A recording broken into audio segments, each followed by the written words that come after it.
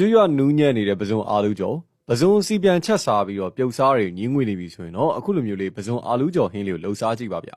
အချက်ပြုတ်အတွေ့အကြုံမရှိလဲအလွယ်တကူချက်စားလို့ရတဲ့ပြင်မှာကျွေးရအရသာလေးနဲ့အရန်ကောင်းတာမလို့လူချင်းမင်းတို့တစ်ချက်လောက်ကြည့်ရှုပေးကြပါအောင်ဗျအရင်ဆုံးအာလူးကိုအနီတော့တုံးလေးတုံးပြီးတော့ရေထဲမှာ2မိနစ်လောက်စိမ်ပေးထားမယ်ဒီလိုလုပ်ပေးခြင်းအပြင်အာလူးမှာပါတဲ့ကစီဓာတ်တွေကိုဖယ်ရှားပေးနိုင်ပြီးတော့အာလူးရောင်မဲမသွားအောင်လဲကာဝယ်ပေးနိုင်ပါတယ်ပြီးတော့ပဇွန်ကိုခေါင်းဖြုတ်အကြောထုတ်ပြီးတော့ကကြီးနဲ့အခုလိုမျိုးအတုံးလေးတုံးပေးထားပါအဲ့နောက်မှာစားနှင်းငယ်ထေးထားတဲ့ရေထဲမှာ10မိနစ်ခန့်စိမ်ပြီးတော့ဆေးကြောပေးမယ်ဆိုရင်ပဇွန်မှာရှိတဲ့အညစ်အကြေးတွေစင်ကြယ်သွားပါလိမ့်မယ်။တန်းစင်ပြီးသားပဇွန်တွေကိုအခုလိုမျိုးဂျုံမှုန့်နဲ့နှမ်းဆောင်လို့နေပေးထားပါမယ်။ဒေဝထဲမှာစီပူလာပြီဆိုရင်တော့ဂျုံမှုန့်လူထားတဲ့ပဇွန်တွေကိုထည့်ကြော်ပေးပါ။ပဇွန်ကွန်လေးတွေရွှေဝါအောင်တန်းပြီးတော့ကျွတ်လာပြီဆိုရင်အိုးရရဆဲထုတ်ပြီးတော့ခဏဖယ်ထားပေးပါ။အဲ့နောက်အိုးထဲမှာအာလူအတုံးလေးတွေကိုထည့်ပြီးတော့မီအေးလေးနဲ့အပေါ်ရန်လေးတွေကျွတ်ပြီးတော့ရွှေအောင်တန်းလာတဲ့အထိကြော်ပေးရပါမယ်။အာလူတွေကြက်ပြီးဆိုရင်တော့စောစောကကြော်ထားတဲ့ပဇွန်တွေကိုပြန်ထည့်ပေးလိုက်ရုံပါပဲ။အရသာအတွက်ကတော့စားငရုတ်ကောင်းမှုန့်တို့ဖြူပေးပြီးတော့အနံလေးမှုေးပြီးတော့အယောင်လှဖို့အတွက်